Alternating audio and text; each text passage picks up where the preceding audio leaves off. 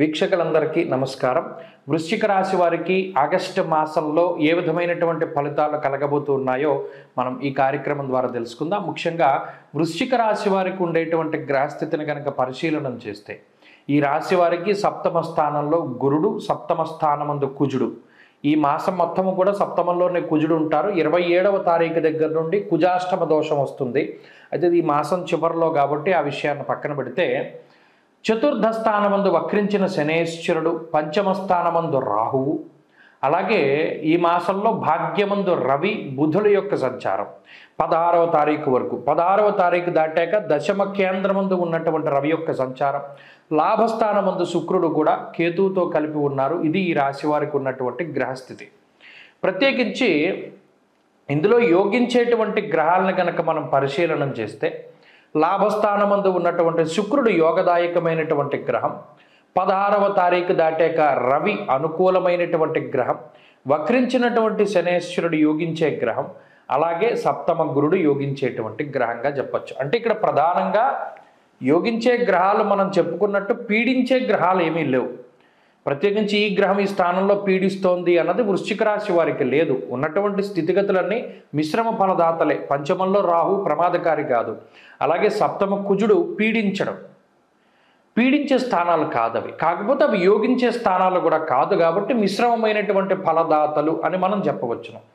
ఇలా ఈ మాసంలో ఏమవుతుంది, ఆగస్టు నెలలో వృశ్చిక రాశి వారికి కొంత సానుకూలమైనటువంటి పరిస్థితులు ఉన్నాయి.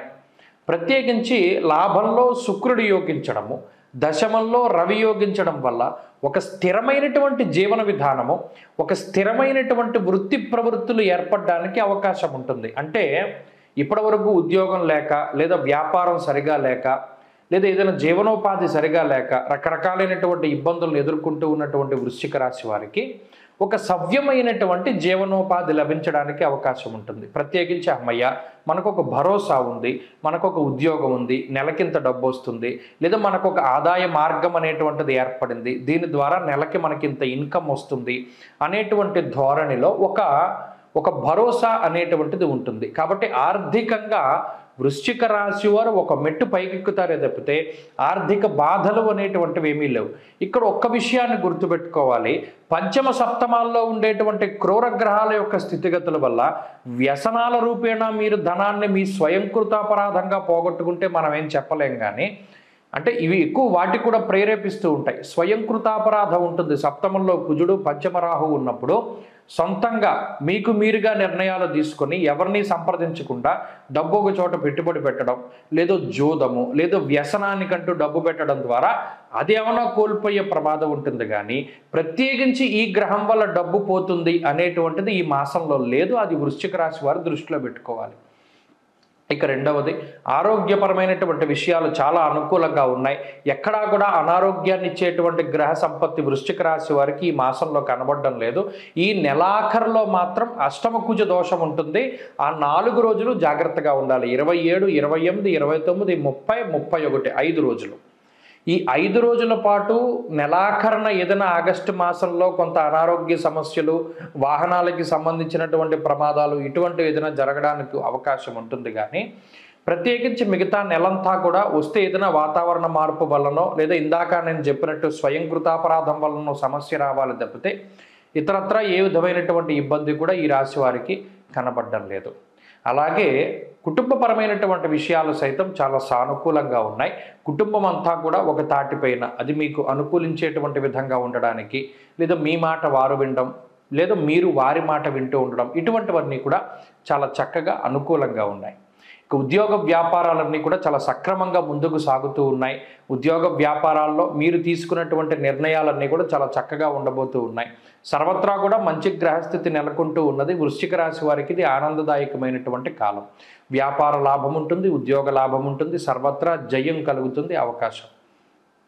అలాగే ప్రత్యేకించి చదువరులకి ఇది చాలా గొప్ప అవకాశాన్ని ఇస్తూ ఉన్నది. విద్యార్థులకి పోటీ పరీక్షల్లో మంచి విజయాన్ని సాధించడానికి, అలాగే ఈ కాంపిటేటివ్ ఎగ్జామ్స్, విదేశాలకు వెళ్ళడానికి రాసే పరీక్షలు, ఇటువంటివన్నీ కూడా వాటిలో మంచి ఉత్తీర్ణత సాధించగలుగుతారు. ప్రత్యేకించి వైద్య పరీక్షలు రాసేటువంటి వృశ్చిక రాశి వారికి ఇది అనుకూలమైనటువంటి మాసంగా చెప్పవచ్చును.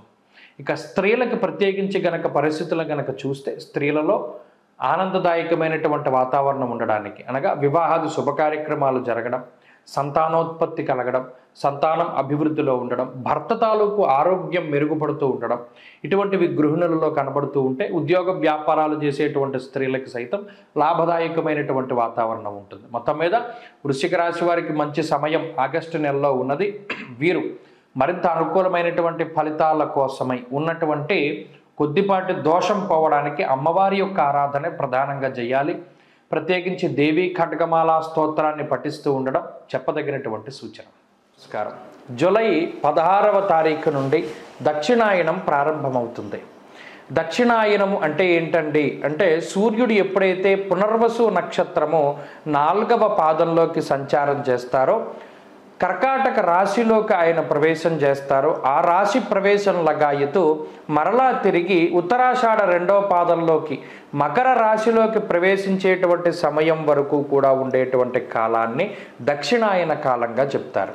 దక్షిణాయనము అంటే దక్షిణ అయనము, మనకి రామ అయనము అంటే రాముడి యొక్క ప్రయాణమని, అలాగే ఉత్తరాయణము దక్షిణాయనము అంటే సూర్యుడి యొక్క గమనాన్ని తెలియజేస్తాయి. మీరు గమనిస్తే ఇప్పుడు సూర్యుడి యొక్క ఇప్పుడు ప్రతిరోజు సూర్యుడు ఉదయించేటువంటి దిక్కును కనుక చూస్తే, అంటే మీరు ఇంటి దగ్గర ఉండి చక్కగా మీరు తూర్పు సింహద్వారం అయితే తూర్పు సింహద్వారం, లేదా ఏ సింహద్వారం అయినా తూర్పు వైపు ఉండేటువంటి ద్వారం దగ్గర నిలబడండి. ప్రతిరోజు ఉదయం సూర్యుడు ఏ దిక్కున ఉదయిస్తున్నాడో మీరు పరిశీలన చేయండి. ఈ దక్షిణాయనం ప్రారంభమయ్యే దగ్గర నుండి పూర్తయ్యేంత వరకు గనక మీరు పరిశీలన చేస్తే, తూర్పు ఇలా మీ ఎదురుగుండా ఉన్నట్టయితే సూర్యుడి యొక్క ఉదయించేటువంటి స్థితి మారుతూ ఉంటుంది. అంటే ఈ దక్షిణం వైపు ఆయన ప్రయాణం చేస్తాడు. భూమి యొక్క కదలిక మాదిరిగా ఉంటుంది. ఎప్పుడైతే మరలా ఉత్తరాయణం ప్రారంభమవుతుందో ఆయన మరలా ఉత్తరానికి వెళ్ళిపోతూ ఉంటాడు. ఈయన ఉత్సాహానికి కారకులు, ఆరోగ్యానికి కారకులు, అలాగే జీవితంలో మనం ఏది సాధించడానికైనా సరే రవిగ్రహం చాలా ముఖ్యం.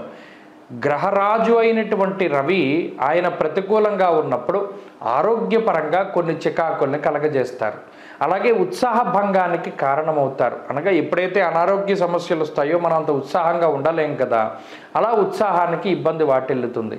దానితో పాటుగా జీవితం అంతా కూడా కొంత ఇబ్బందికరంగా ముందుకు సాగుతుంది, అంత ఆశించినటువంటి స్థాయిలో ఉండదు అనేటువంటి విషయాన్ని మనం దృష్టిలో పెట్టుకోవాలి.